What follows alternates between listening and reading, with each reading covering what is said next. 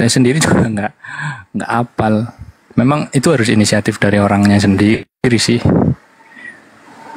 Dan di tengah di tengah orang-orang kesibukan ya, yang penting kita ikut apa yang diatur gereja, berangkat gereja kita juga berbuat kasih, begitu-begitu sih. Jadi ketika di sini masuk terus bahas tentang manuskrip ya kita otomatis nggak ngerti. Ya makanya kenapa Kristen itu harus belajar 100 tahun Bang. Kenapa? Belajarnya tambah lama. Nah, kurangnya literasi. Silakan Bang Zuma. Ya jadi gini kawan ya, karena kita ini kan sekarang hidup di zaman yang modern gitu ya kan ya. Seperti Nabi Musa alaihi salam. Nabi Musa datang dengan membawa kalam ilahi. Nabi Musa menyampaikan kalam itu di tengah-tengah kaumnya. Maka yang menjadi patron saat itu adalah apa yang terlontar dari lisan Nabi Musa. Oleh orang beriman di kalangan kaumnya Nabi Musa, percaya kata demi kata yang terlontar dari mulut Nabi Musa, dan tidak percaya kepada apa yang diungkap oleh orang di luar dari mulutnya Nabi Musa. Maka orang yang taat kepada ucapan Nabi Musa itu disebut orang yang beriman kepada Tuhan yang mengutus Nabi Musa dan yang beriman kepada Nabi Musa yang diutus oleh Tuhan. Itu yang pertama. Lalu kemudian Yesus datang sebagai rabi, sebagai nabi, sebagai rasul. Kalau di dalam Al-Quran jelas beliau mengatakan inni abdullah ataniyal kitaba wa ja'alani nabiyan. Beliau datang di tengah-tengah Bani Israel sebagai penerima firman, sebagai penyelaras dari apa yang diinginkan oleh Elohim terjadi kepada kaumnya Bani Israel, yang dipimpin oleh pemimpin satu-satunya yang ada zaman itu, yaitu Yesus.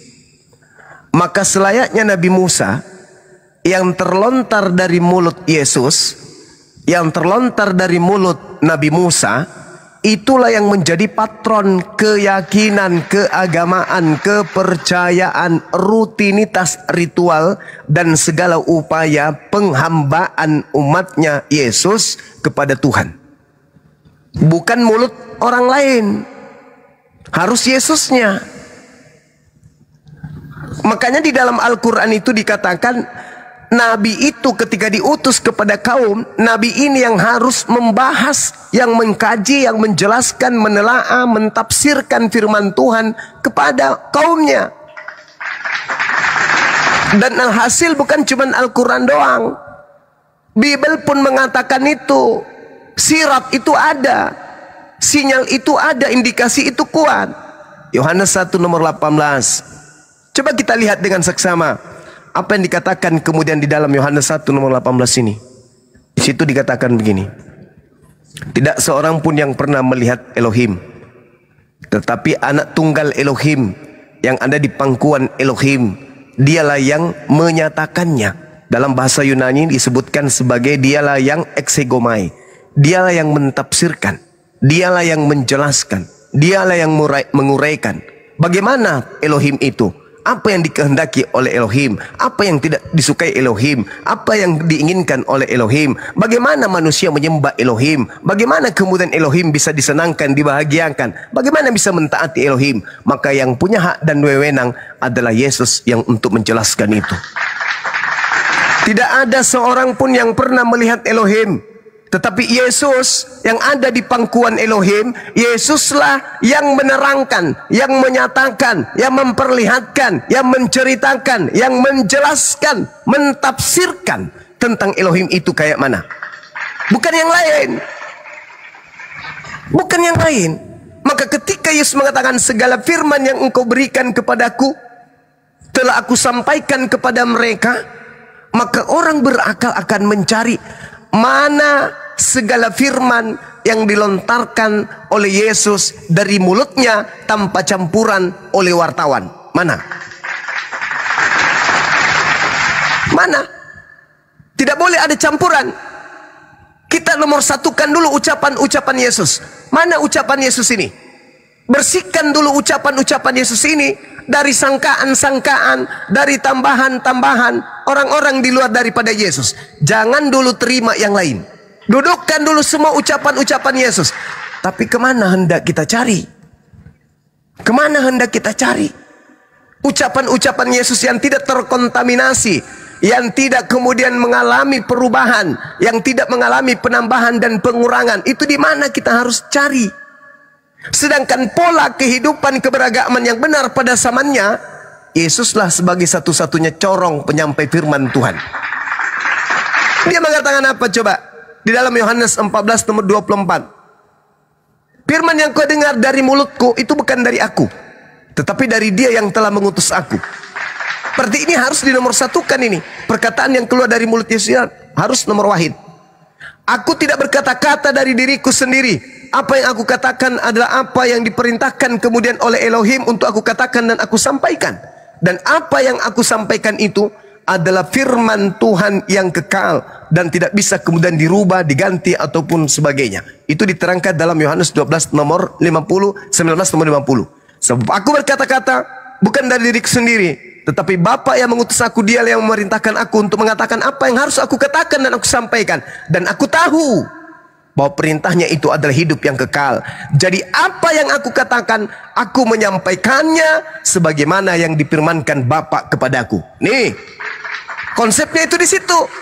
Maka kalau ingin menjadi pengikut Yesus yang benar, harus berdasarkan dengan firman yang keluar dari mulut Yesus.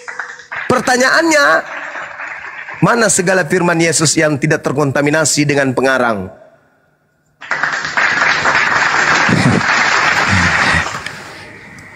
Ya, nggak ada toh Bang Suma. Kan kita nggak ada mengerti dan tahu cerita tentang Yesus itu kan dari perjanjian baru, Matius, Markus, Lukas, Yohanes, dan surat-surat Paulus.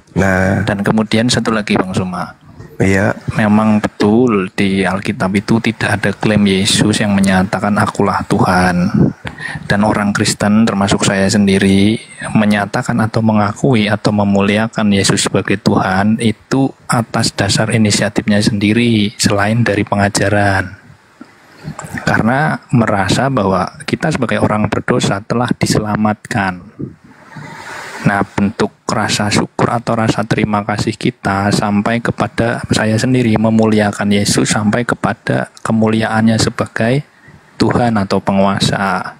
Itu juga selaras dengan yang diajarkan sama Paulus ya. Di surat Roma itu kan dikatakan di Roma 5:8 itu akan tetapi Tuhan menunjukkan kasih-Nya kepada kita oleh karena Kristus telah mati untuk kita ketika kita masih berdosa.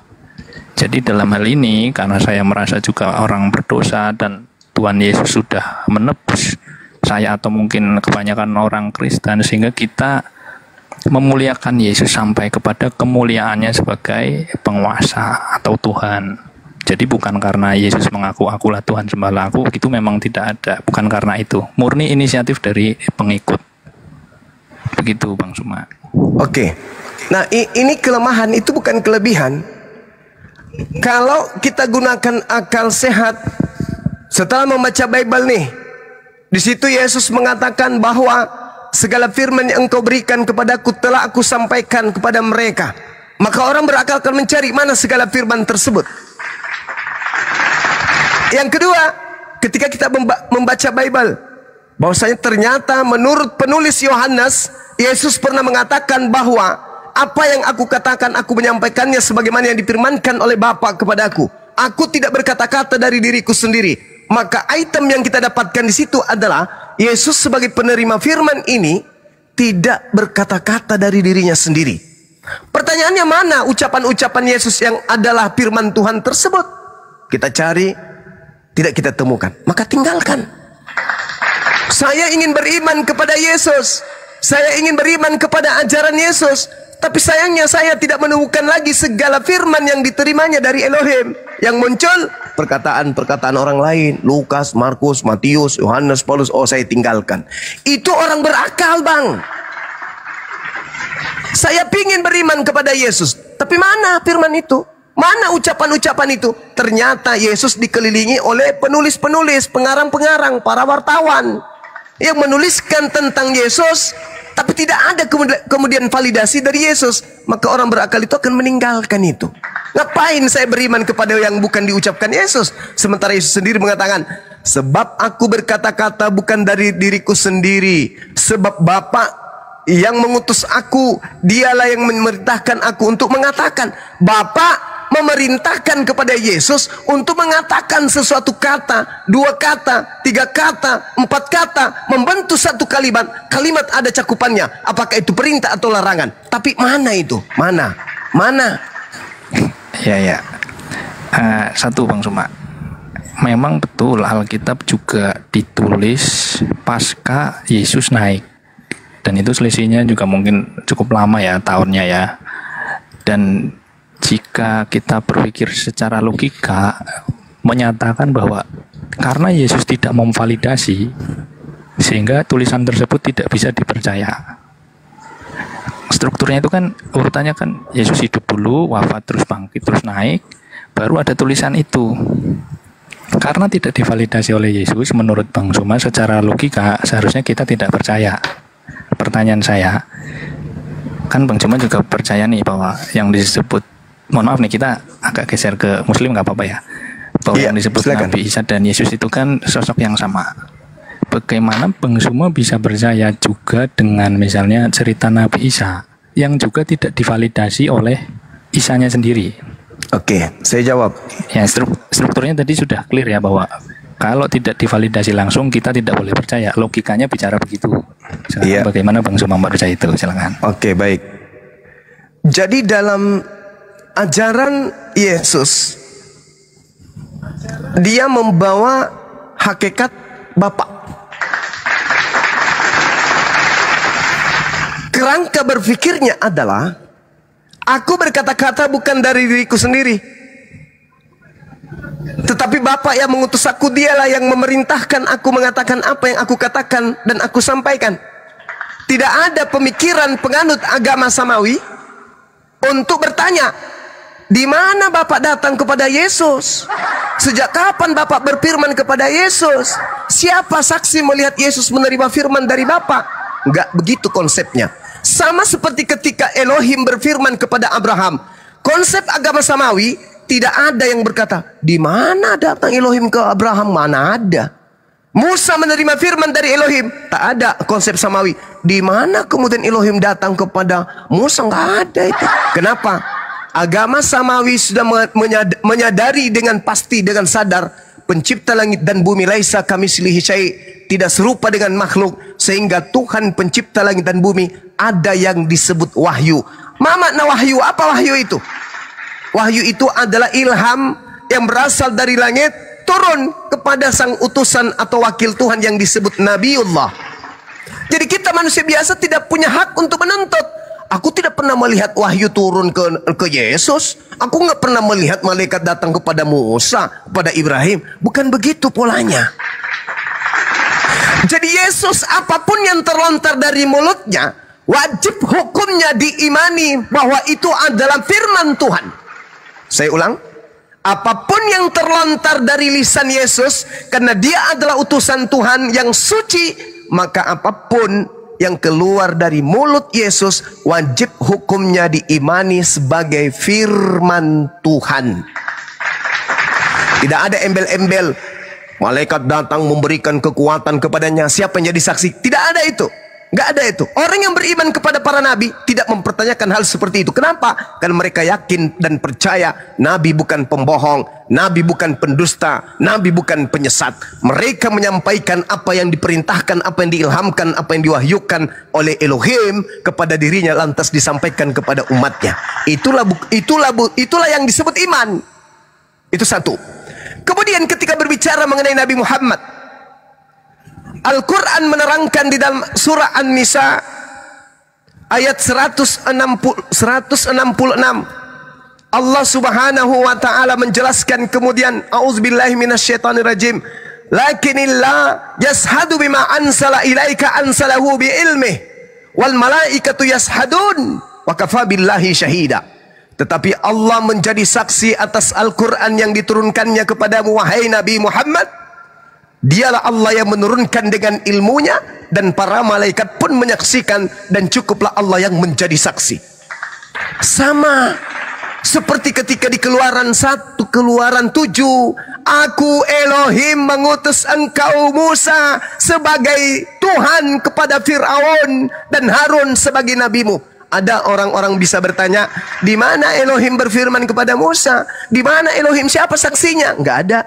Ketika Yesus mengatakan, aku menerima firman dari Bapa, apa yang aku ucapkan ada apa yang diperintahkan. Enggak ada orang bertanya, di mana Yesus menerima firman dari Bapa? Siapa saksinya? Itu enggak ada. Makanya Yesus mengatakan dalam Yohanes 8:29, Dia yang mengutus aku senantiasa menyertai aku. Dia tidak pernah kemudian meninggalkan aku, membiarkan aku seorang diri, sebab aku senantiasa melakukan apa yang berkenan dalam dirinya. Yohanes 8 nomor 15, nomor 16, 17, 18. Jika engkau menghakimi manusia, aku tidak menghakimi siapapun. Namun apabila aku menghakimi manusia, penghakimanku itu otomatis benar. Kenapa? Karena aku menghakimi bukan seorang diri, melainkan aku bersama dengan Bapa yang telah mengutus aku. Bukankah di dalam kitab Tauratmu dikatakan, dua saksi adalah sah? Akulah yang bersaksi tentang kenabianku, tentang kerasulanku, dan Bapa juga bersaksi tentang aku. Aku dan Bapa tentang kenabianku, tentang kemesiasanku, tentang Kristusnya aku. Yang menjadi saksi bukan kalian, yang menjadi saksi adalah Bapa dan aku. Anda mau percaya, Anda tidak percaya, tidak ada paksaan dalam percaya kepada Yesus.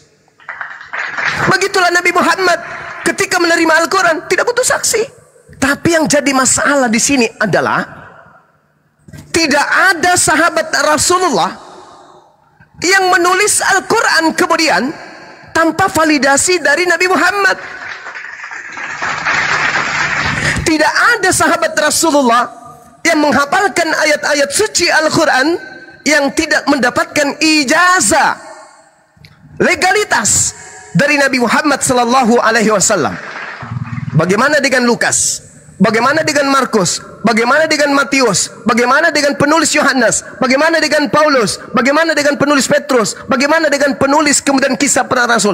Ada validasi? Ada legitimasi? Ada ijazah? Ada instruksi? Ada perintah? Ada kemudian Yesus memberikan sinyalemen bahwa mereka menghafalkan, menuliskan itu berdasarkan atas perintah titah dari Yesus? Ada? Nggak ada. Sedangkan polanya yang harus kita ingat di sini adalah Yesus yang adalah Nabi tidak berucap, tidak berkata, tidak bertindak, tidak melakukan satu pekerjaan tanpa dasar asas-asas perintah dan tuntunan dari Bapa yang telah mengutus dirinya. Bahkan sekedar untuk berkata pun Yesus tidak. Bahkan sekedar untuk melakukan satu tindakan pun Yesus itu tidak. Makananku adalah melakukan apa yang diperintahkan oleh Bapa untuk aku kerjakan. Bahkan dalam kesaksiannya Yohanes nomor 5, Yohanes 5 nomor 36, ada kesaksianku yang lebih penting dari kesaksian Yohanes. Apa itu? Bahwa segala pekerjaan yang aku lakukan, pekerjaan itulah yang bersaksi bahwa Bapa yang telah mengutus aku. Subhanallah. Jadi kalau saya jadi orang Kristen, melihat Bible ini saya akan tinggalkan demi kebenaran akal, demi kebenaran ilmu. Kenapa? Anda mempercayai kepada Lukas, Markus, Matius, Yohanes dan seterusnya itu, berarti Anda menafikan kenabian dan kerasulan Yesus. Kenapa?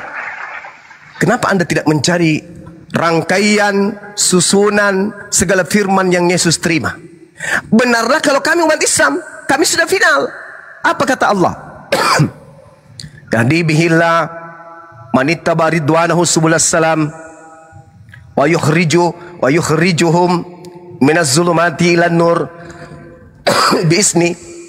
Namun sebelum itu Allah sudah lebih dahulu mengatakan, ya ahlal kitab, wahai pengikut Nabi Isa, wahai kaumnya Yesus, wahai kaumnya Nabi Musa, qad ja'akum rasuluna yubayyinu lakum katsir mimma kuntum tukhfuna minal kitab wa yakhfuna an katsir.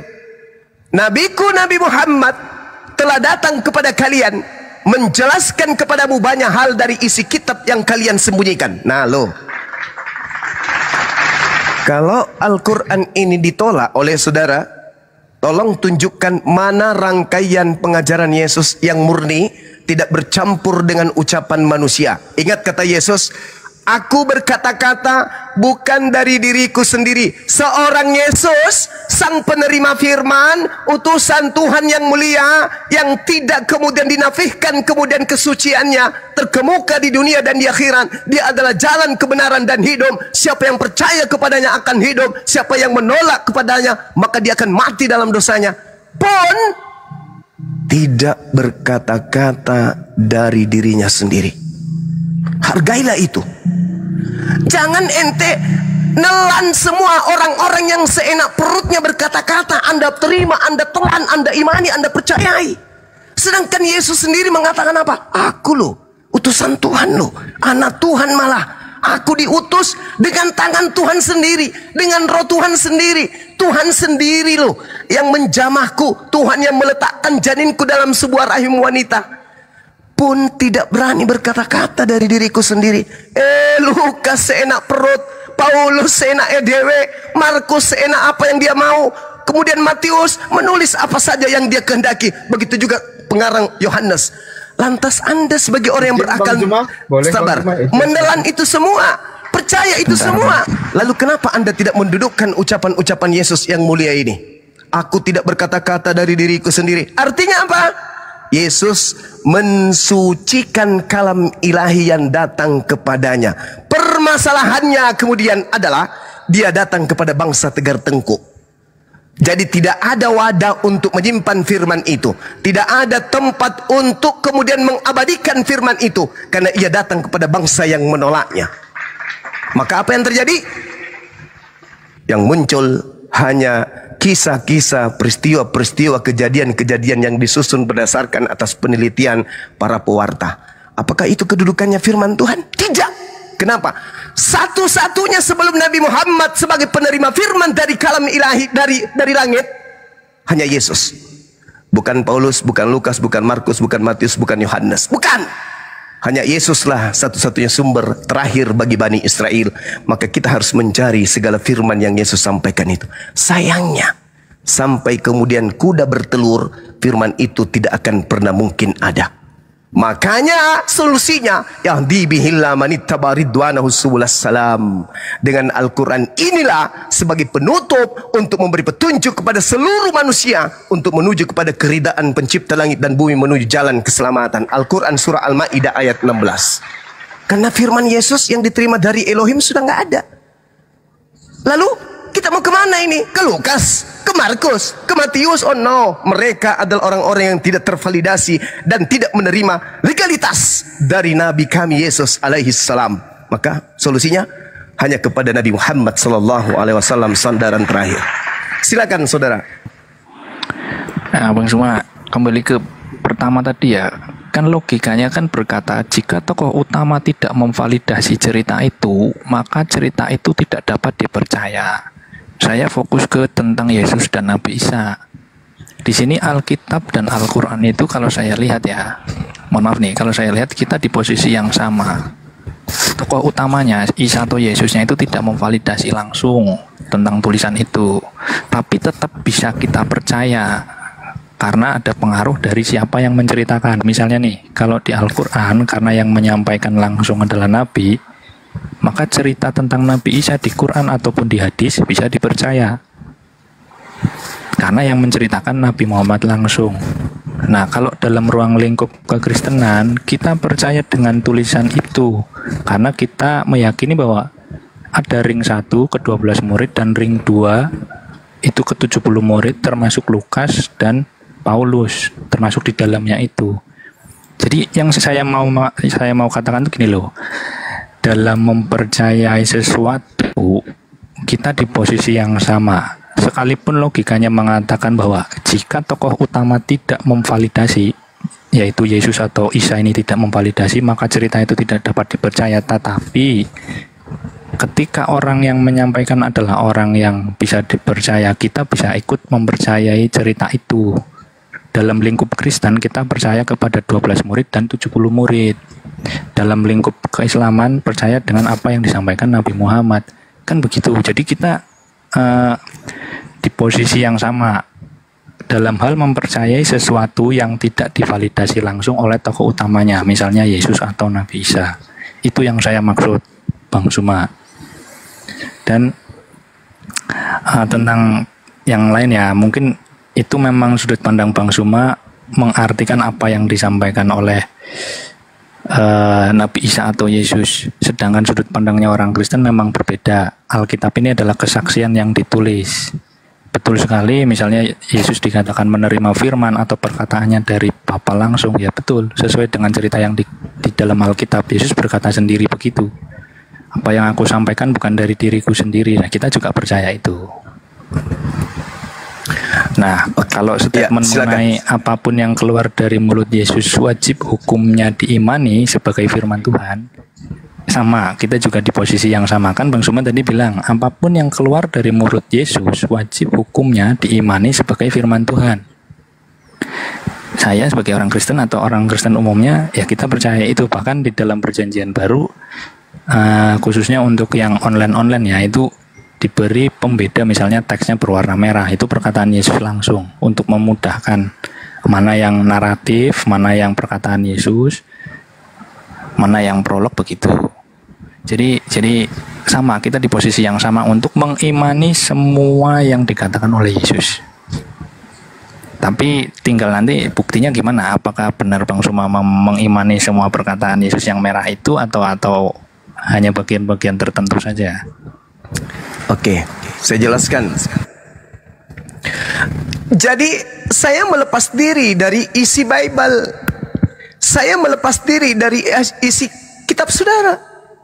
Kenapa? Karena itu bukan rangkaian segala firman dari mulut Yesus.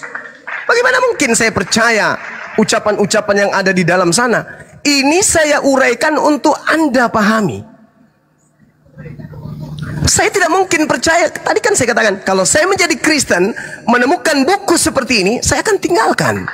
Karena ternyata di dalamnya tidak murni ucapan Yesus, bercampur aduk dengan ucapan manusia. Yang harus saya temukan adalah ucapan Yesus yang tidak ditambah oleh ucapan Yesus itu sendiri, apatah lagi ucapan orang lain. Itu maksudnya. Saya mendudukkan diri saya sebagai seorang Kristiani, menemukan ucapan-ucapan Yesus seperti itu, maka tugasku adalah mencari ucapan Yesus yang tidak bercampur dengan ucapan pengarang. Al-Quranul Karim ketika dicetak, tidak dicampur di dalamnya dengan ucapan-ucapan pengantar atau orang yang mencetak. Begitu juga sahabat-sahabat, ucapan-ucapan sahabat yang menghafalkan ayat suci Al-Quran ketika dibukukan tidak dicampur adukkan dengan ucapan para sahabat.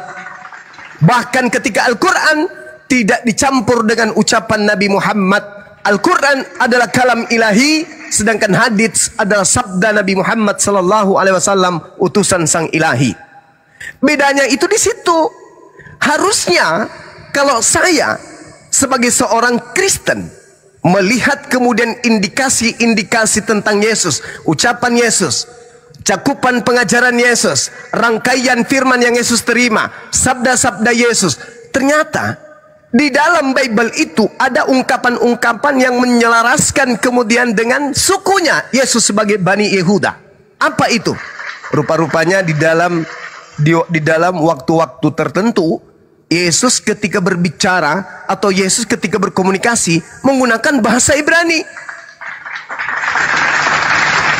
menggunakan bahasa Aramaik, menggunakan bahasa Aram. Artinya segala firman yang terlontar dari mulut Yesus ketika pun dibukukan, maka yang tertulis adalah huruf-huruf Ibrani. Contoh di Markus 7 nomor 34. Ingat, Markus ini adalah asisten Paulus. Kemudian sambil menengadah ke langit, Yesus menarik napas dan berkata kepadanya, Efata, Efata atau Efatah, bukalah, bukalah. Yesus berbicara ke langit dengan menggunakan bahasa Aram. Sama seperti dalam kejadian Kisah Para Rasul 26 nomor 14. Yesus berbicara dalam bahasa Ibrani.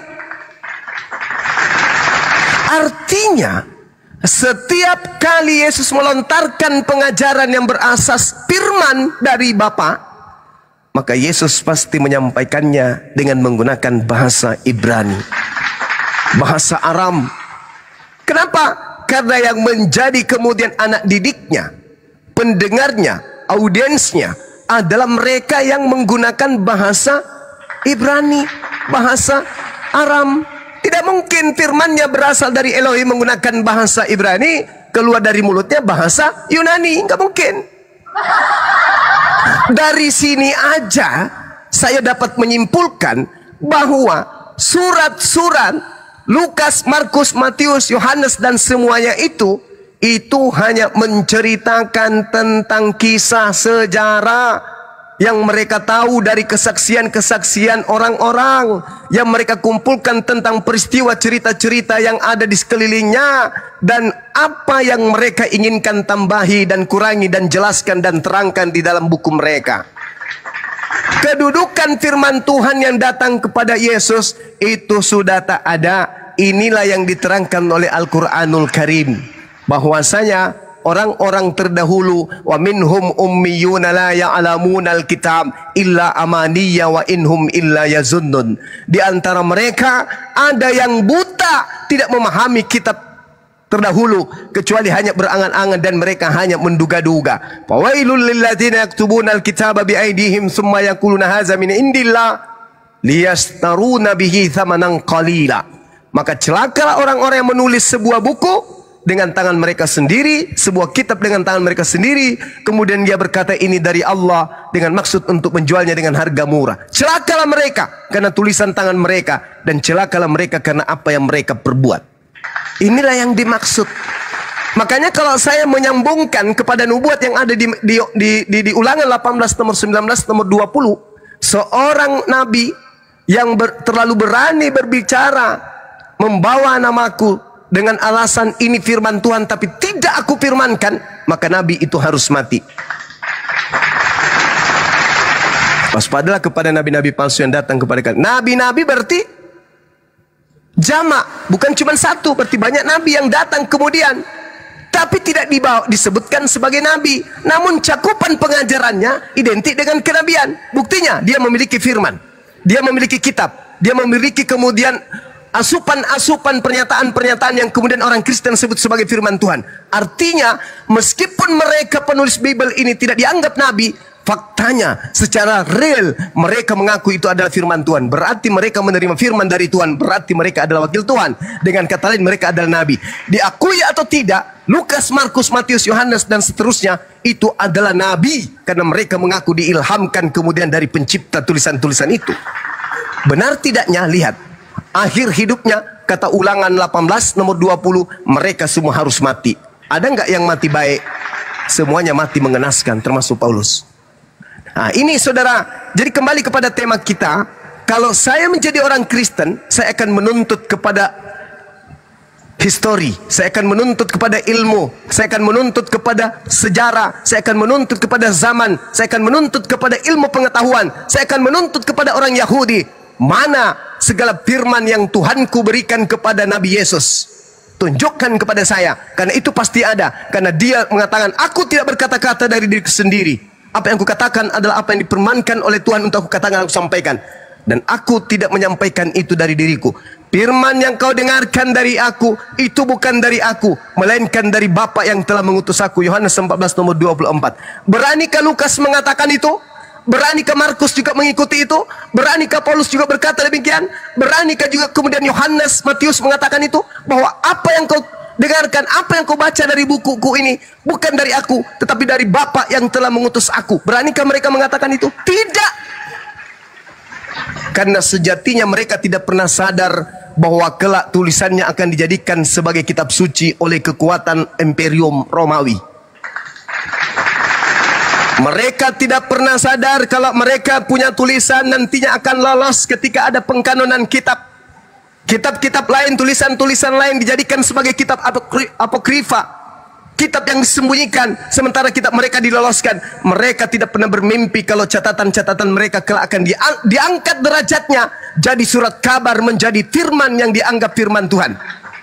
Itulah yang terjadi saat ini. Sehingga kenapa Bible itu bisa dikoreksi, bisa direvisi, bisa diperbaiki, bisa diperbarui seenak pesanan? Karena itu bukanlah kalam ilahi. Sekali lagi saya katakan sederhana, Bung. Kalau saya menjadi seorang Kristen, saya akan menuntut kepada siapapun yang bisa saya tuntut. Tunjukkan kemudian firman Tuhan yang datang kepada Yesus, yang tidak terkontaminasi dengan pengajaran-pengajaran orang Roma, orang Yunani yang syarat dengan kepentingan. Ada? Tidak ada. Maka tinggalkan kemudian. Silakan. Gini Bang Sumo. Ya, saya sambung lagi ya. Bang Sumo bilang jika saya Kristen tidak percaya dengan Alkitab karena bukan 100% firman Tuhan. Kan begitu. Jadi yang saya mau garis bawahi gini, tidak mungkin ada seorang menjadi Kristen kalau tidak percaya dengan Alkitab. Jadi satu-satunya sumber yang bisa kita dapat, berita yang bisa kita dapatkan tentang Yesus itu hanya Alkitab saja. Terutama yang sekarang kita pegang nih, misalnya dalam Perjanjian Baru. Tidak ada sumber lain lagi di luar itu. Sejarah juga tidak lengkap. Misalnya di luar Perjanjian Baru ya itu nggak lengkap. Jadi tidak mungkin ada orang menjadi Kristen tanpa percaya Alkitab. Formulanya begitu. Jadi bukan terbalik. Jadi Kristen dulu kemudian tidak percaya dengan Alkitab, enggak seperti itu. Percaya dulu dengan pemberitaan, dengan Alkitab, kesaksian para murid yang ditulis dan diberitakan, barulah menjadi pengikut Kristus berdasarkan berita itu. Nah, makanya di gereja kan juga atau secara keimanan orang Kristen kita kan diajari tentang iman yang berproses. Dari mendengar dulu, kemudian percaya, baru bertumbuh. Itu dari mana? Itu juga dari Alkitab yang mengatakan. Dari surat Paulus juga, misalnya di Roma itu, iman timbul dari pendengaran, dan pendengaran oleh firman Kristus. Yang ditulis atau dicetak dalam Perjanjian Baru lah itu sebenarnya ya kesaksian para murid atau berita yang diceritakan oleh para murid itu yang ditulis. Setelah mendengar bagaimana, baru kita percaya atau enggak. Kalau percaya berarti menjadi pengikut Kristus, jadi orang Kristen. Kalau enggak ya sudah, berarti bukan pengikut Kristus. Dia punya cara hidupnya sendiri. Seperti yang disampaikan oleh Yesus di dalam Yohanes 1:12 itu ya. Tetapi semua orang yang menerimanya diberinya kuasa supaya menjadi anak-anak Allah, yaitu mereka yang percaya dalam namanya. Nama Kristus maksudnya nama Yesus. Atau di surat Paulus yang sama itu di Roma itu, karena dengan hati orang percaya dan dibenarkan, dan dengan mulut orang mengaku dan diselamatkan. Jadi setelah mendengar baru dia percaya, bukan kebalik. Dan yang terakhir itu kita atau orang Kristen itu dituntut untuk bertumbuh di dalam iman percaya kepada Kristus. Oke lah, mungkin pertama dia baru tahu cerita sedikit-sedikit, kemudian diperdalam lagi. Kalau bertumbuh juga dari Alkitab juga, misalnya di Kolose itu surat Paulus juga, kamu telah menerima Kristus Yesus Tuhan kita, karena itu hendaklah hidupmu tetap dalam Dia. Hendaklah kamu berakar di dalam Dia dan bangun di atas Dia. Jadi kita didorong untuk bertumbuh di dalam Kristus. Jadi formulanya memang mungkin berbeda ya Bang Suma. Dan kalau Bang Suma mengatakan tadi jika saya Kristen, saya nggak percaya Alkitab karena bukan 100% perkataan Tuhan, itu bukan formulanya orang Kristen. Karena orang Kristen tidak percaya dengan, maksudnya formulanya orang Kristen itu percaya dulu dengan Alkitab, kesaksian yang ditulis, baru menjadi orang Kristen gitu. Sekalipun ya kita kan berbeda ya, yang Perjanjian Baru ini bukan 100% perkataan Tuhan, tapi 100% diklaim sebagai kesaksian para murid yang hidup sejaman kemudian ditulis begitu. Jadi klaimnya itu bukan 100% perkataan Tuhan, tapi klaimnya itu adalah kesaksian para murid yang ditulis. Begitu Bang Suma. Oke, saya tanggapi ya. Bismillahirrahmanirrahim. Al-Quranul Karim menjelaskan begini. A'udzubillahi minasyaitonirrajim. Wa idza qila lahum ittabi'u ma anzalallahu qalu bal nattabi'u ma alfaina alaihi aba'ana aw law kana aba'uhum la yaqiluna syai'an wa la yahtadun. Apabila dikatakan kepada mereka, ikutilah apa yang telah diturunkan oleh Allah, baik itu kepada Nabi Musa, yang diturunkan kepada Nabi Isa, atau yang diturunkan kepada Nabi Muhammad, mereka akan menjawab, tidak, kami tidak akan mengikuti itu, melainkan apa yang kami dapati dari nenek moyang kami, itulah yang kami ikuti. Padahal nenek moyang mereka itu tidak mengetahui apapun dan tidak mendapat petunjuk. Ini tolong gugurkan Al-Quran ini. Kebohongan yang pertama, ketika saudara mengatakan tidak ada orang menjadi Kristen tanpa percaya kepada Bible. Saya banyak berdebat dengan seorang pendeta, pastor. Justru saya yang mengajarkan isi Bible. Jadi mereka menjadi Kristen bukan karena Bible, tapi karena nenek moyang. Karena ikut kepada nenek moyang, ikut kepada orang tua. Bukan karena proses belajar Bible. Kalau orang menjadi Kristen karena belajar Bible, itu bullshit. Dan saya tidak pernah menemukan satu orang pun. Yang muncul adalah ketika orang itu sudah menjadi tokoh, dikasih tempat, kemudian kedudukan di Kristen, barulah mereka mempelajari, membuka Bible itu. Untuk apa? Untuk berkhotbah, untuk mendoktrin, untuk mendogma. Mereka belajar Bible bukan untuk mencari kebenaran, tetapi untuk melanggengkan kedudukan sebagai tokoh yang mendapatkan keuntungan finansial. Tidak ada itu orang belajar Bible kemudian masuk Kristen, nggak ada. Misalnya orang Kristen, orang Hindu atau orang Islam belajar Bible, habis itu mereka masuk Kristen. Nggak ada itu, nggak ada. Saya belum temukan. Justru orang Kristen ketika belajar Bible keluar dari Kristen, itu faktanya. Karena mereka tidak menemukan kebenaran di dalamnya. Kemudian, saudara mengatakan bahwa percaya kepada Yesus. Saudara, kalau Anda percaya kepada Yesus, saya ulang lagi, kalau Anda percaya kepada Yesus, Anda akan menanggalkan Lukas, Markus, Matius, Yohanes, Paulus. Anda akan fokus kepada Yesus tok, kepada firman yang keluar dari mulutnya. Kenapa? Karena percayanya hanya kepada Yesus, gak boleh yang lain. Anda menolak Nabi Muhammad, harusnya Anda menolak Lukas, Markus, Matius, Yohanes, Paulus. Anda harus berfokus pada satu oknum ini, yaitu Yesus saja. Karena kenapa? Yesus datang ke tengah-tengah Bani Israel bukan sebagai seorang yang bisu. Dia adalah seorang rabi. Dia seorang nabi.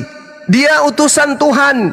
Dia kepercayaan Tuhan. Dia bawa pengajaran. Dia seorang guru. Dia seorang junjungan. Bahkan dia adalah jalan. Sudah jalan, dia adalah kebenaran. Siapa yang menerima jalan dan kebenaran yang diajarkan, maka dia akan memperoleh hidup. Kurang apa lagi? Jadi tidak dibutuhkan lagi Lukas, tidak dibutuhkan Markus, Matius, apalagi Paulus. Ngapain? Tapi sayangnya Anda kehilangan arah menuju kepada Yesus. Jalan itu terputus. Benang merah penyambung antara penulis Bible dengan Yesus itu tak ada lagi. Sehingga hanya ada iman buta yang Anda pakai. Anda sekedar hanya percaya saja, penting Yesus Tuhan, kami percaya kepada kesaksian-kesaksian. No, tidak begitu cara orang beriman yang benar.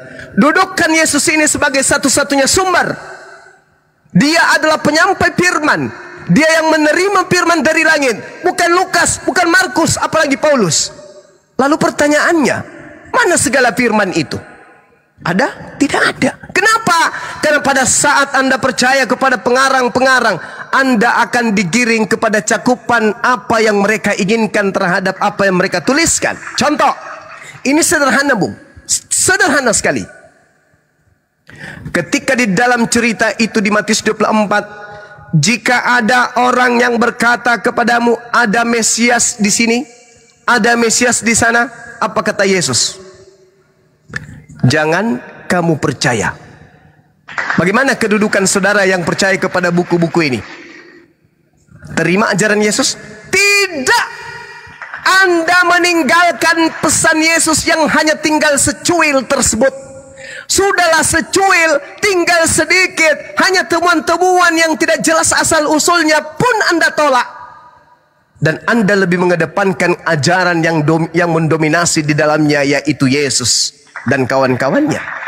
Ucapan Yesus yang hanya sedikit itu, apabila ada orang berkata kepadamu, ada Yesus di sini, ada Yesus di sana, jangan kamu percaya. Fakta di dalam Bible dan sejarah mencatat, Paulus bertemu dengan oknum yang mengaku Mesias di padang gurun. Pertanyaannya, Yesus memerintahkan percaya atau jangan percaya?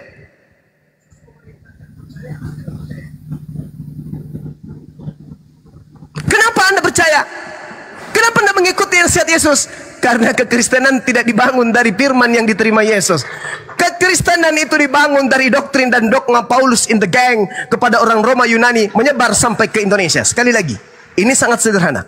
Ketika Yesus berpesan, apabila ada orang berkata kepadamu, ada Mesias di sini, jangan kau pergi ke sana. Ada Mesias di sana, jangan kau percaya. Sebab Yesus palsu, nabi-nabi palsu akan datang melakukan banyak mukjizat, sekiranya mungkin menyesatkan murid-murid juga.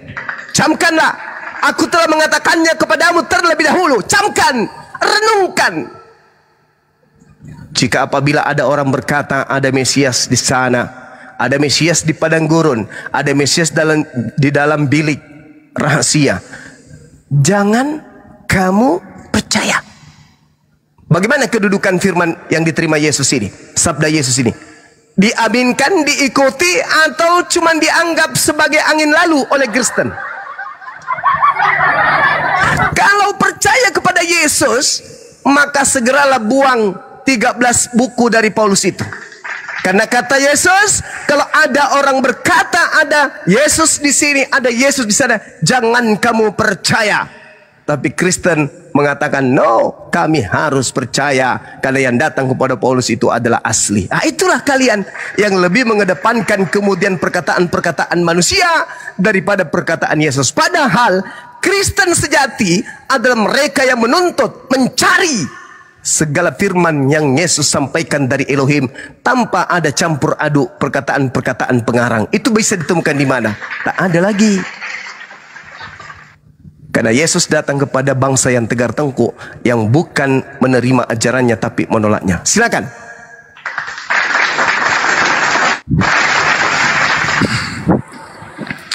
Ya, kita masuk ke tema yang berbeda. Bang Suma, soal Paulus ya kemarin juga sempat kita ngobrol juga soal ini, dan saya juga sudah beberapa kali menyampaikan kenapa saya atau orang Kristen percaya bahwa itu memang Kristus sendiri, bukan Mesias yang lain atau Mesias baru seperti yang Bang Suma sampaikan tadi ya. Seandainya ada Mesias yang baru atau Mesias yang lain, barulah kita meragukan. Tapi apa yang disampaikan Paulus justru menjunjung Kristus sendiri. Dan cerita yang disampaikan Paulus, beritanya juga sama dengan apa yang ada di Matius, Markus, Lukas, dan Yohanes.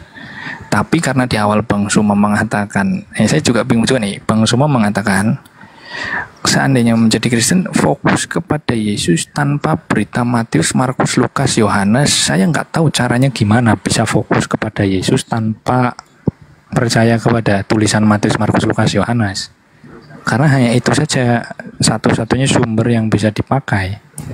Jadi nggak mungkin bisa fokus kepada Yesus tanpa menggunakan berita dari Matius, Markus, Lukas, Yohanes termasuk surat Paulus. Seharusnya begitu. Makanya bingung juga saya ketika Bang Suma bilang begitu ya, dan nggak mungkin lah. Aku rasa nggak mungkin kita bisa fokus ke Yesus tanpa percaya dengan Matius, Markus, Lukas atau Perjanjian Baru. Nah, soal Paulus karena beritanya sama, muatannya sama, misalnya tentang penderitaan, kebangkitan itu sama dari cerita Matius, Markus, Lukas, Yohanes dan termasuk surat Paulus, sehingga kita mengakui bahwa itu memang Yesus dan bukan Mesias baru. Kan di situ Menurut kisah para rasul, akulah Yesus yang kau aniaya. Bukan tentang Mesias baru. Mesias ada di sini, Mesias ada di sana. Bukan tentang itu. Dan lagi pula, memang ada dua cara kedatangan Yesus dari pandangan orang Kristen. Kedatangan yang pertama adalah secara rohani, di mana Yesus sendiri mengklaim bahwa 2-3 orang berkumpul dalam namaku, aku ada di tengah-tengah mereka. Itu klaim Yesus. Lagi-lagi di dalam perjanjian baru yang tertulis di Matius, Markus, Lukas, Yohanes. Ada juga kedatangan yang kedua, itu nanti di akhir zaman. Datang dari langit-langit dan disaksikan oleh banyak orang. Jadi kedatangan secara rohani dan kedatangan secara fisik atau menyeluruh. Yang dialami oleh Paulus adalah kedatangan secara rohani. Jadi bukan kedatangan kedua. Nah, itu pengajaran di dalam kekristenan, Bang Suma, sehingga kita tidak bingung bahwa atau menyatakan bahwa yang datang ke Paulus ini bukan Yesus yang asli, enggak seperti itu. Karena buktinya ceritanya juga sama, kecuali kalau Paulus menceritakan yang berbeda. Misalnya mengatakan bahwa Yesus ini tokoh yang lain atau Yesus ini tidak disalib, lah itu baru bisa diperdebatkan karena tidak sinoptik, tidak satu pandangan dengan Matius, Markus, Lukas, Yohanes. Nah, begitu Bang Suma, ini tanggapan saya ya dalam pengajaran Kristen begitu. Oke, saya jawab dua hal. Yang pertama, bagaimana mungkin Kristen percaya kepada Yesus tanpa percaya kepada Lukas, Matius, dan lain-lain? Ini yang harus disadari. Ketika Anda percaya kepada catatan Matius, ketika Anda percaya kepada catatan Lukas, Markus, dan lain-lain, maka totallah percaya kepada tulisan tersebut. Dengan mendudukkan bahwa catatan-catatan ini adalah buku sejarah, bukan firman Tuhan yang diterima Yesus, yang bukan firman Tuhan yang Yesus sampaikan berdasarkan bukan dari perkataannya sendiri. Dudukkan buku-buku Matius Anda itu sebagai catatan-catatan pewarta atau surat kabar yang dituliskan oleh wartawan. Jangan kamu dudukkan sebagai firman Tuhan. Tetapi satu hal, percaya kepada pemberitaan mereka bahwa Yesus memiliki firman yang tidak terkontaminasi dengan ucapan pengarang-pengarang, tidak terkontaminasi dengan kesaksian-kesaksian orang, melainkan apa yang terlontar kata per kata dari mulutnya, semuanya 100% adalah kalam ilahi. Permasalahannya, mana seluruh firman yang Yesus terima itu? Tak ada. Maka solusinya, tanggalkan agama Kristen. Tinggalkan buku-buku itu dengan Anda percaya bahwa itu adalah firman Tuhan. Sederhana bukan? Silakan Anda kemudian percaya itu tulisan wartawan, tapi jangan percaya itu adalah firman Tuhan. Kenapa? Tidak ada validasi, tidak ada legitimasi. Yesus tidak mengenal buku-buku itu, dan justru buku itu menerangkan kalau Yesus itu ternyata tidak mencampur adukan antara ucapannya dengan ucapan Tuhan, apatah lagi ucapan pewarta dengan ucapannya dan ucapan Tuhan. Itu loh cara belajarnya. Itu yang pertama.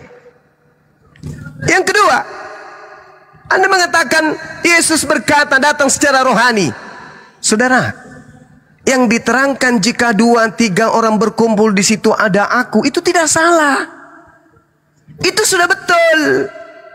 Selama orang yang berkumpul itu mendudukkan Yesus itu sebagai penyampai firman. Tepat, tetapi kalau yang didudukkan itu Kristus sebagai Tuhan yang datang, itu setan. Sekarang coba Anda buktikan. Ketika Anda bersama dengan orang Kristen berkumpul, berbicara tentang Yesus, apakah Yesus datang dalam bentuk cahaya? Apakah Yesus datang dalam bentuk suara? Tidak. Jadi kalau orang Kristen berkumpul menyebut-nyebut nama Yesus, ya di situ ada Yesus kan, nama Yesus disebut. Tapi berbeda dengan apa yang dialami oleh Paulus. Di situ ada cahaya, di situ ada suara. Dan Anda mengatakan bahwasanya Yesus ajarannya dan Paulus ajarannya itu ada sinkronisasi. Di mana sinkronnya? Sinkronnya di mana? Yesus mengajarkan dirinya hanya untuk Bani Israel. Paulus mengajarkan Kristus untuk seluruh dunia. Yesus mengajarkan menjaga hukum Taurat. Paulus mengajarkan membatalkan hukum Taurat. Yesus mengajarkan hanya menyembah kepada Elohim dan mengimani dirinya sebagai utusan Elohim. Paulus mengajarkan itu adalah Yesus adalah Elohim itu sendiri yang datang dalam rupa manusia. Yesus mengajarkan pengikutnya kemudian untuk mengikuti dirinya ke sinagoge, sujud, tauhid, menyembah hanya kepada Tuhan, menyembah kepada satu Tuhan, ibadahnya hari Sabat, berpuasa dan seterusnya. Paulus mengajarkan meninggalkan itu semua. Lalu yang Anda katakan sinkron yang mana? Tidak ada sinkronisasi. Yesus datang mengakui dengan sangat-sangat valid di dalam catatan yang dituliskan oleh penulis Yohanes 1 nomor 51. Malaikat kemudian naik turun kepada saya sebagai anak manusia. Kata siapa? Kata Yesus. Yesus mengatakan dirinya menerima firman sebagai apa? Sebagai anak manusia. Paulus mengatakan menerima firman Injil bukan dari manusia. Yesus anak Maria adalah manusia. Yesus Kristus yang datang kepada Paulus bukan manusia. Bertentangan. Endingnya di mana? Ketika Anda percaya kepada pemberitaan Paulus, berarti Anda menolak Yesus. Ingat kawan, Paulus itu mulai menulis suratnya di tahun 50-an. Yesus berkata antara tahun 30 sampai 33. Kalau ada kemudian orang berkata kepadamu, ada Mesias di sini, ada Mesias di sana. Apa kata Yesus? Jangan kau percaya. Paulus kemudian datang mengaku bertemu dengan Yesus di padang gurun. Di mana kedudukan saudara? Percaya atau tidak percaya? Anda percaya, berarti Anda anti Kristus, anti terhadap nasihat Yesus. Inilah celakanya kalau tidak menemukan segala firman yang Yesus sampaikan. Hanya menghantam semua buku-buku yang dijadikan sebagai pedoman dalam gereja. Yesus berkata jangan percaya. Saudara malah mengatakan percaya. Mana yang kami harus percaya? Yesus atau kan Anda? Hanya gara-gara aku adalah Yesus yang koniaya, hanya gara-gara itu. Nah, namanya penyesat. Menyerupai Yesus pun bisa, mengaku Yesus pun bisa. Dan itu ucapan Yesus. Waspadalah kepada penyesat yang datang kepadamu dengan memakai namaku dan berkata akulah Kristus. Mereka akan menyesatkan banyak orang. Mereka akan melakukan banyak mujizat sekiranya mungkin menyesatkan orang-orang pilihan, murid-murid pilihan. Itu nasihat Yesus di tahun 30 sampai 33. Putus pengajaran Yesus, muncul pengajaran baru. Aku bertemu dengan Yesus di padang gurun loh. Aku bertemu Yesus dalam bilik loh. Lah, Matius 24 jelas kok. Di Nata nomor 24. Apabila ada orang berkata bertemu dengan Mesias di padang gurun. Paulus mengaku bertemu di padang gurun. Atau mengaku bertemu Mesias dalam bilik.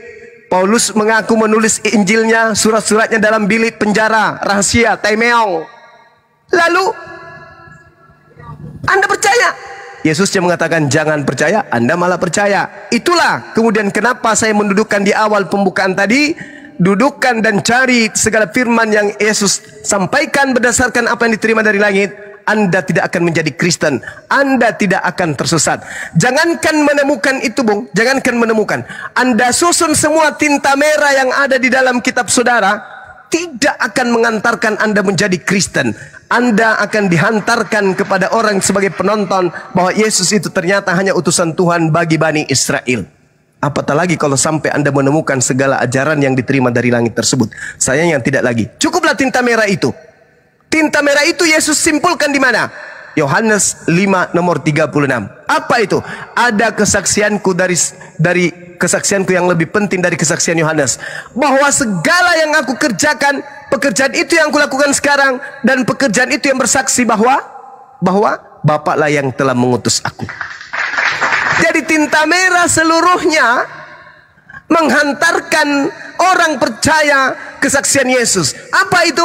Aku adalah utusan Bapa. Begitu juga murid-muridnya. Yohanes 17:8. Segala tinta merah yang aku berikan, yang aku terima dari Bapa, telah aku sampaikan semua tinta merah itu kepada murid-muridku Bani Israel, dan tinta merah itu menghantarkan mereka percaya bahwa Bapalah yang telah mengutus aku.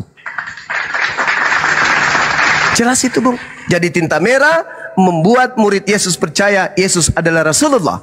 Bahwa tinta merah endingnya Yesus hanyalah utusan Tuhan. Hanya tinta hitamlah yang orang-orang Kristen percaya, sehingga orang Kristen menjadi Kristen. Mana tinta merah yang menghantarkan Anda menjadi penyembah Yesus? Mana tinta merah yang menghantarkan Anda percaya kepada Lukas? Mana tinta merah yang menghantarkan Anda ke gereja? Mana tinta merah yang menghantarkan Anda kepada kerasulan Paulus? Mana tinta merah yang menghantarkan Anda ke gereja? Tunjukkan kepada saya. Kalau ada, saya turun sekarang ini. Silakan.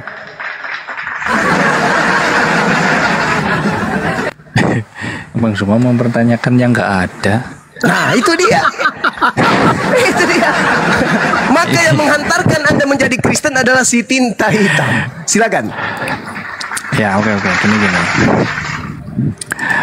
Ya, panjang juga ya. Tapi gini Bang Suma, tadi saya garis bawahi kenapa orang Kristen percaya kepada Paulus, dan Bang Suma menarasikan bahwa ya Yesus tidak membatalkan hukum Taurat, tapi Paulus membatalkan, kan begitu ya. Ya sebenarnya kalau bilang membatalkan, memang tulisannya membatalkan ya, tapi intinya itu bahwa keselamatan itu bukan lagi datang dari Taurat, itu maksud Paulus. Dan bukan semata-mata kemudian Taurat tidak bisa dijadikan sebagai dasar. Wong Yesus sendiri yang sudah menjabarkan bagaimana Taurat yang seharusnya atau yang sudah ditingkatkan syaratnya ya. Kan Yesus mengajarkan, jangan kamu menyangka aku datang untuk meniadakan hukum Taurat. Aku datang bukan meniadakannya, melainkan menggenapinya. Yang tadinya orang dihukum karena membeen, dianggap berdosa karena membeen, sekarang benci saja itu sudah sama hukumannya dengan membeen. Kan begitu, artinya ada peningkatan syaratnya. Yang tadinya ber-ZN itu harus langsung tubuh dengan tubuh, sekarang hanya birahi saja sudah dianggap sama dengan ZN, itu kan peningkatannya. Nah, Paulus ini menegaskan bahwa sekarang bahwa orang itu dibenarkan itu bukan karena melakukan hukum itu, tapi karena iman kepada Kristus. Kalau beriman sudah pasti melakukan perintah Kristus, begitu loh maksudnya. Ya, dan satu lagi, kalau bicara soal Paulus, kenapa kita percaya, kita langsung ke fokus intinya, kebetulan karena Bang Suma Muslim ya Bang. Jadi karena ceritanya itu yang dimaksud sejalan itu cerita tentang pewartaan tentang penderitaan. Yesus rela menderita, maksudnya apa, dia rela dihina, bahkan menderita wafat sampai disalib. Karena cerita itunya itu sama gitu loh. Sehingga kita percaya itu. Tentang pengajaran yang lain itu kan Paulus mengambil cerita itu dan menjabarkannya lebih dalam kepada para jemaat, termasuk di Galatia misalnya. Dan mereka itu kan sesuai konfliknya itu. Surat-surat itu kan sesuai konfliknya. Misalnya kepada Galatia, waktu itu ada ajaran lain yang berbeda dengan ajaran yang diajarkan oleh Paulus, bahwa keselamatan itu datang dari iman kepada Kristus, bukan dari ajaran lain atau menjalankan hukum Taurat. Atau mungkin menceritakan, mohon maaf ya, misalnya Yesus ini tidak wafat. Paulus sendiri yang menegaskan di Galatia 1:6 itu, aku heran bahwa kamu begitu lekas berbalik daripada Dia yang oleh kasih karunia Kristus telah memanggil kamu dan mengikuti satu Injil lain. Jadi Paulus heran kenapa kamu bisa mengikuti Injil lain yang sebenarnya bukan Injil, yang sebenarnya bukan berita itu, bukan berita yang benar. Hanya ada orang yang mengacaukan kamu dan yang bermaksud untuk memutarbalikkan Injil Kristus. Nah, ini pesan Paulus. Tetapi sekalipun kami, maksudnya para imam atau seorang malaikat dari surga yang memberitakan kepada kamu suatu berita yang berbeda dengan berita yang telah kami beritakan kepadamu, terkutuklah dia. Jadi Paulus di sini sudah menekankan kepada jemaat Galatia jika ada orang yang memberitakan bahwa di sini kan Galatia sedang ada konflik bahwa keselamatan itu bukan hanya iman kepada Kristus tapi juga menjalankan hukum Taurat. Nah, itu salah. Apalagi mengatakan bahwa Kristus tidak wafat, tidak bangkit. Nah, itu lebih salah lagi. Sekalipun itu dari malaikat, kata Paulus, terkutuklah dia, dan kita tidak boleh percaya begitu saja begitu. Ini pesan Paulus. Karena semua mengatakan Kristen ini memang pengikut Paulus, ya oke lah, kita ikutin apa kata Paulus di sini. Betul sekali. Dan tidak salah kalau dikatakan apa mengikuti Paulus ya. Jadi begitu, dan saya sebagai Kristen ya mau nggak mau harus mengikuti apa yang tertulis di Perjanjian Baru. Sekalipun misalnya itu memang bercampur karena memang kita berada di standar yang berbeda tentang kitab suci. Orang Kristen memang tidak punya standar mengatakan atau spesifikasi khusus tentang kitab suci harus 100% perkataan Bapa misalnya. Kita nggak punya itu, kita nggak punya standar itu. Yang kita punya kitab suci adalah kesaksian para murid yang ditulis, hanya itu saja. Jadi kalau ditanya 100% perkataan Bapa ya nggak punya. 100% perkataan Yesus ya sudah pasti nggak punya lagi, ditambah-tambah itu. Nah, maksud saya di sini kita memang berada di posisi yang berbeda, dan saya rasa karena sudah berbeda, mungkin fokusnya ke ini ya, tentang statement tentang Isa dan Yesus, yang bahwasanya oke lah kita percaya dengan berita yang disampaikan oleh Paulus, betul. Dan Paulus juga menegaskan jika ada berita lain itu sekalipun dari malaikat kita tidak boleh percaya. Bagaimana dengan Bang Suma? Ada nggak yang pesan-pesan mungkin sama dengan apa yang disampaikan Paulus? Jadi tanggapan saya hanya itu aja.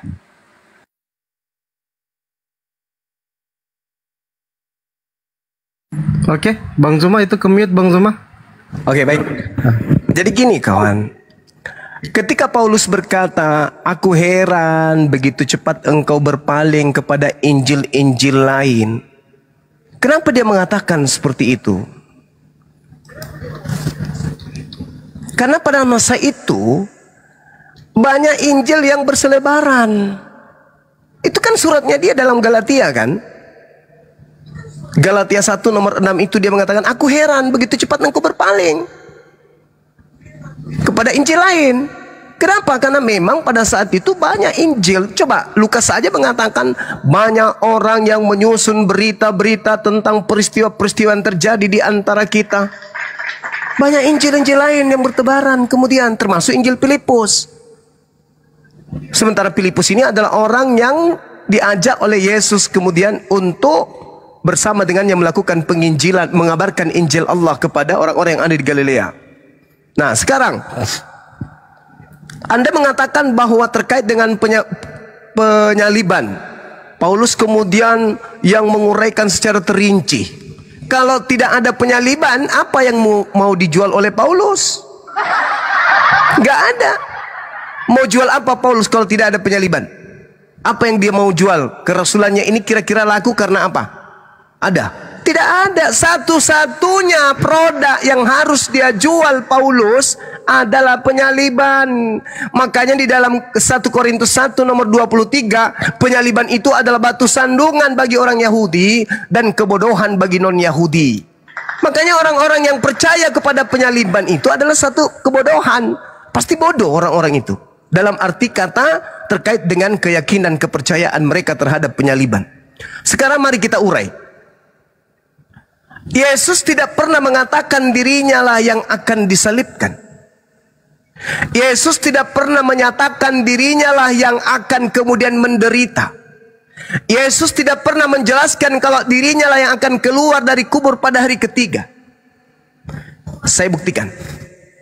Yesus setiap kali berbicara mengenai kebangkitan, berbicara penyaliban, penderitaan, itu dia selalu mengatakan anak manusia.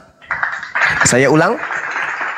Selalu mengatakan anak manusia. Kita mulai Matius 17 nomor 22 sampai 23. Anak manusia akan diserahkan ke dalam tangan manusia. Dan mereka akan membunuh dia, bukan membunuh aku. Oke? Yesus berkata kepada mereka, anak manusia akan diserahkan ke dalam tangan manusia. Dan mereka akan membunuh dia. Dan pada hari ketiga ia akan dibangkitkan. Bukan membunuh aku. Catat. Catat itu. Yang kedua, Matius 20 nomor 17 sampai nomor 19. Sekarang kita pergi ke Yerusalem, dan anak manusia akan diserahkan kepada imam-imam, kepada ahli Taurat, dan mereka akan menjatuhi dia hukuman mati, bukan menjatuhi aku. Catat. Catat itu. Ini ilmu. Makanya kalau saya jadi Kristen membaca Bible, segera akan saya tinggalkan Kristen itu. Kenapa? Karena Bible pasang badan untuk melindungi Yesus. Yesus ini orang suci, bukan dia yang dibunuh. Sekarang kita pergi ke Yerusalem, dan anak manusia akan diserahkan kepada imam-imam, kepada ahli Taurat. Mereka akan menjatuhi dia hukuman mati. 2. Matius 20:28. Sama seperti anak manusia datang bukan untuk dilayani, melainkan untuk melayani, dan untuk memberikan nyawa yang menjadi tebusan bagi banyak orang. Anak manusia. Lagi-lagi dia menyebut sebagai anak manusia. Matius 26 nomor 2. Kamu tahu bahwa 2 hari lagi akan dirayakan Paskah. Maka anak manusia akan diserahkan untuk disalibkan. Anak manusia. Markus 8 nomor 31. Kemudian mulailah Yesus mengajarkan kepada mereka, anak manusia harus menanggung banyak penderitaan, dan ditolak oleh tua-tua imam-imam kepala ahli Taurat, lalu dibunuh dan bangkit sesudah ketiga hari. Anak manusia. Markus 9 31 nomor 32. Sebab ia sedang mengajar murid-muridnya, ia berkata kepada mereka, anak manusia akan diserahkan ke dalam tangan manusia, dan mereka akan membunuh dia. Anak manusia disebutkan dengan dia, tidak mengatakan aku. Markus 10 32 34. Lalu kemudian diceritakan di sana, mulailah Yesus mengatakan kepada mereka apa yang terjadi atas dirinya. Katanya, sekarang kita pergi ke Yerusalem, anak manusia akan diserahkan kepada imam-imam dan ahli Taurat. Mereka akan menjatuhi dia hukuman mati. Dia hukuman mati. Lanjut. Lukas 9 nomor 22. Yesus berkata, anak manusia harus menanggung banyak penderitaan dan ditolak oleh tua-tua imam kepala ahli Taurat, lalu dibunuh dan dibangkitkan pada hari ketiga. Lukas 9 nomor 31. Keduanya menampakkan diri dalam kemuliaan dan berbicara tentang ketuanya yang akan digenapi di Yerusalem.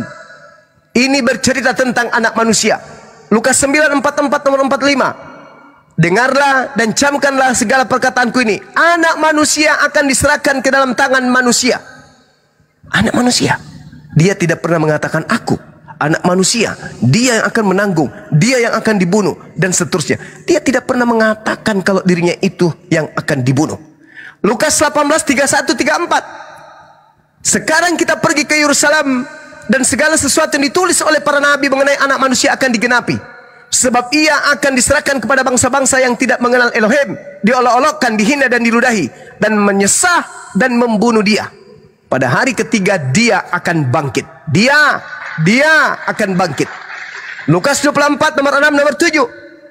Ia tidak di sini lagi. Ia sudah bangkit. Ingat apa yang dikatanya kepada kamu ketika ia masih di Galilea, yaitu anak manusia harus diserahkan ke tangan orang-orang berdosa dan disalibkan, dan dia akan bangkit pada hari ketiga. Dia akan bangkit pada hari ketiga. Lukas 24 nomor 26 27. Bahkan Mesias harus menderita semua itu untuk masuk ke dalam kemuliaannya. Lalu ia menjelaskan kepada mereka apa yang tertulis tentang dia di dalam seluruh kitab nabi, mulai dari kitab Musa, kitab para nabi-nabi. Lalu Lukas 24, kata Yesus kepada mereka, ada tertulis demikian, Mesias harus menderita, bangkit dari antara orang mati pada hari ketiga. Ingat, Mesias palsu. Waspadalah kepada Mesias palsu. Mesias harus menderita. Asli atau tidak nih? Itu harus kita kaji sebentar. Kembali kepada pengajaran Yesus, saudara. Yesus berkata kemudian di dalam kitab Lukas 24, Yesus berkata kepada mereka, inilah perkataanku yang telah kukatakan kepadamu ketika aku masih bersama-sama dengan kamu, yakni bahwa harus digenapi semua yang tertulis tentang aku. Baru dia mengatakan aku. Semua harus digenapi, semua yang tertulis tentang aku. Dia tidak mengatakan tertulis tentang anak manusia. Ketika Yesus berbicara mengenai kitab Taurat, bercerita tentang kitab Nabi-Nabi, bercerita tentang kitab Mazmur, baru Yesus mengatakan aku. Dia tidak mengatakan anak manusia. Semua yang tertulis di dalam kitab Tanakh, kitab Taurat, kitab Nabi-Nabi, dan kitab Mazmur tentang aku harus tergenapi. Adakah di dalam Taurat, adakah di dalam kitab para nabi, adakah dalam kitab Mazmur legalitas pembunuhan terhadap orang yang dikasihi Tuhan untuk dosa-dosa manusia? Tidak akan Anda temukan. Sampai Pak Bom haid 1 bulan berturut-turut, Anda tidak akan pernah menemukan itu. Anak manusia, dia akan mati, dia akan bangkit. Jadi kalau Anda mengatakan selaras dengan pengajaran Paulus, mungkin yang Anda maksud nubuatan Yesus tentang penggantinya yang mati terkutuk di atas salib itu akan diuraikan oleh nabi palsu dari Kristus palsu. Silakan Anda bantah. Yesus mengatakan, inilah perkataanku yang harus digenapi dan harus kukatakan kepadamu selagi aku masih bersama-sama dengan kamu, yang di bawah harus digenapi semua yang tertulis tentang aku dalam kitab Taurat Musa dan kitab Nabi-Nabi dan kitab Mazmur. Tolong tenangkan pikiran Anda, gunakan akal sehat saudara. Saya bacakan data terakhir sebelum saya serahkan kepada antum. Di dalam Matius 16 nomor 21 apa katanya? Sejak waktu itu Yesus mulai menyatakan kepada murid-muridnya bahwa ia harus pergi ke Yerusalem dan menanggung banyak penderitaan dari pihak tua-tua, imam-imam kepala dan ahli Taurat, lalu dibunuh dan dibangkitkan pada hari ketiga. Tetapi Petrus menarik Yesus ke samping. Ingat tadi saya mengatakan ini pengantar-pengantar ini bukan perkataan Yesus, bukan firman Tuhan, ini hanya pengantar dari pengarang. Tetapi Petrus menarik Yesus ke samping, menegur dia. Apa katanya? Tuhan, kiranya Elohim menjauhkan hal itu. Hal itu sekali-kali tidak akan menimpa engkau. Tuhan Yesus, kiranya Tuhan menyelamatkan engkau. Engkau tidak akan ditimpa musibah itu. Apa kata Yesus? Enyalah iblis. Loh, kok Petrus dibilang iblis? Harusnya Yesus itu menganggap Petrus itu adalah orang yang dikasihi, orang yang dicintai, karena memikirkan keselamatan beliau. Ternyata tidak. Yesus menjawab apa kawan? Engkau satu batu sandungan bagiku. Sebab apa kamu menjadi batu sandungan? Sebab engkau bukan memikirkan apa yang dipikirkan oleh Elohim. Jadi kejadian tragedi penyaliban itu adalah rancangan Tuhan. Menurut pengakuan Yesus, itu rancangan Tuhan. Apa rancangan Tuhan itu? Amsal 21 nomor 18. Orang fasik menjadi tebusan, pengkhianat menjadi ganti. Itu yang terjadi ketika orang-orang berkongkok-kongkok ingin mencelakai Yesus. Pikiran manusia, guru kita akan mati, guru kita kemudian akan disalib, guru kita akan pergi dibunuh. Itu pikiran manusia. Tapi kata Yesus, no, bukan pikiran manusia yang akan berlaku. Yang berlaku adalah pikiran Tuhan. Apa pikiran Tuhan? Aku akan menyelamatkan kemudian orang yang aku kasihi. Aku akan mengirim malaikatku untuk menantang dia, melindungi dia dari segala jalannya. Aku tidak membiarkannya seorang diri. Aku sudah mengatakan, jangan kau bunuh orang yang tidak bersalah, jangan kau bunuh orang yang benar. Maka ketika kalian berupaya untuk membunuh utusanku yang benar, utusanku yang tidak bersalah, maka aku Tuhan tidak akan diam diri. Pemikiran Tuhan jelas. Makanya Yesus mengatakan harus tergenapi semua yang ada tertulis tentang aku di dalam kitab Nabi-Nabi, di dalam kitab Mazmur, di dalam kitab Taurat. Bukan di dalam Matius, di dalam Markus, dalam Galatia, di dalam Roma, Filipi, dan seterusnya. Bukan. Tapi yang harus tergenapi adalah yang ada di dalam kitab Tanakh-nya orang Yahudi. Apa itu? Tuhan akan datang menyelamatkan orang yang dikasihi. Ini saudara, pikirkan, renungkan. Sebenarnya kuncinya itu di situ. Enyahlah iblis, engkau adalah batu sandungan bagiku. Engkau hanya memikirkan apa yang dipikirkan manusia. Engkau tidak memikirkan apa yang dipikirkan oleh Tuhan. Apa yang dipikirkan oleh Tuhan? Aku akan menyelamatkan orang kekasih, orang yang aku kasihi. Tidak aku biarkan mereka kemudian akan terkena apapun. Tidak ada ular, tidak ada kemudian naga, tidak ada apapun yang akan mencelakainya. Aku akan menjaga di setiap jalannya. Jadi Yesus akan berlaku seperti apa yang dipikirkan oleh Tuhan. Dia akan diselamatkan oleh Tuhan. Tidak mungkin dibiarkan menderita. Manusia akan berkata, waduh kasihan Yesus, dia akan dibunuh, dia akan disalib. Itu pikiran manusia. Tapi pikiran Tuhan tidak. Aku akan mengutus malaikatku dan akan menantang di tangannya agar kakinya tidak terantuk kepada batu. Itu yang terjadi, saudara bro admin. Jadi ketika Anda menyamakan ajaran Paulus dan ajaran Yesus, Yesusnya berkata yang disalib itu adalah anak manusia, dan kemudian dia adalah yang mengalami penderitaan, sedangkan Paulus mengatakan yang mengalami penderitaan itu adalah Kristus. Itu sudah betul. Sepadannya itu di situ. Bahwa Yesus mengatakan anak manusia, bahwa yang menanggung dosa-dosa orang Kristen itu adalah yang datang kemudian diajarkan oleh Paulus itu sendiri. Saya kira demikian sahabat-sahabat sekalian. Di tempat saya sudah hampir asar ini. Lagian saya mau ke proyek dulu sebentar. Mudah-mudahan apa yang saya sampaikan ini bisa dijadikan sebagai edukasi khususnya kepada generasi Islam berikutnya. Demikian, selanjutnya diserahkan kepada hostnya dan bro admin. Siap, Bang Zuma kalau mau rehat. Iya Dinda, Kalau mau rehat, silakan. kita tutup aja dulu. Nggak apa-apa, nanti malam lagi kita lanjut. Mungkin bro admin ada yang ingin disampaikan. Oh iya, silakan Bang admin. Ya. Mungkin saya sedikit saya garis bawahi di sini bahwa yang disebut anak manusia itu ya Yesus sendiri.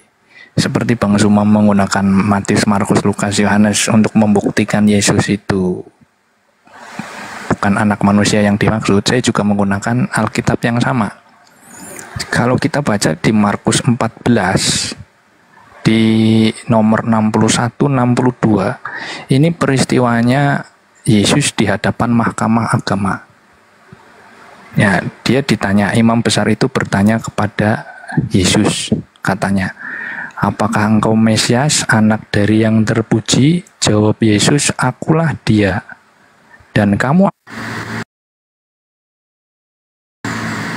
kanan yang maha kuasa dan datang di tengah-tengah awan-awan di langit. Jadi tentang anak manusia ya itu memang yang dimaksud Yesus sendiri, dan banyak nubuatan tentang apa yang akan terjadi oleh anak manusia. Misalnya dianiaya dan wafat, ya hanya Yesus sendiri yang mengalami itu. Jadi bukan tokoh lain atau mungkin yang diserupakan begitu. Karena kita membahasnya Alkitab, tidak sekalipun Alkitab bercerita tentang Yesus yang lain atau Yesus yang digantikan orang lain, maka cerita mengenai Yesus digantikan orang lain itu datang dari luar Alkitab, bukan murni dari Alkitab Perjanjian Baru, atau mungkin suratnya Paulus juga itu datang dari luar. Kalau kita orang Kristen ya kita ikut apa yang dikatakan oleh Alkitab Perjanjian Baru. Dan lagi Yesus juga mengajarkan bahwa Bapa mengasihi Yesus betul. Kenapa? Kata Yesus, Bapa mengasihi aku oleh karena aku memberikan nyawaku untuk menerimanya kembali. Tidak seorang pun mengambilnya daripadaku, tapi aku memberikannya menurut kehendakku sendiri. Nah, jadi begitu tentang anak manusia, ya ini Yesus sendiri. Dan satu lagi, sebenarnya memang fokusnya pengajaran Kristen itu bukan tentang teologi sih, bukan tentang Trinitas atau Tritunggal ya, tapi tentang penderitaan, pengorbanan, dan kebangkitan Kristus. Tentang yang disebut Bang Zuma tadi, penolakan Petrus ya, dan dikatakan iblis, itu kan sama dengan orang-orang yang waktu itu mau mencelakai Yesus. Iblislah yang menjadi bapamu karena engkau hendak membeen aku, dikatakan begitu. Nah, di situ ada dua tokoh, ada dua sudut pandang. Sudut pandang pertama adalah orang yang ingin mencelakai Yesus karena kebencian. Dan satu lagi adalah para murid yang tidak menginginkan hal itu, tetapi menerima apa yang dilakukan oleh para orang jahat itu kepada Yesus. Nah, orang Kristen berada di bagian para murid. Kita tidak menginginkan Yesus itu wafat atau menderita, tapi kita menerima apa yang diperbuat orang jahat itu kepada Yesus. Begitu. Terima kasih.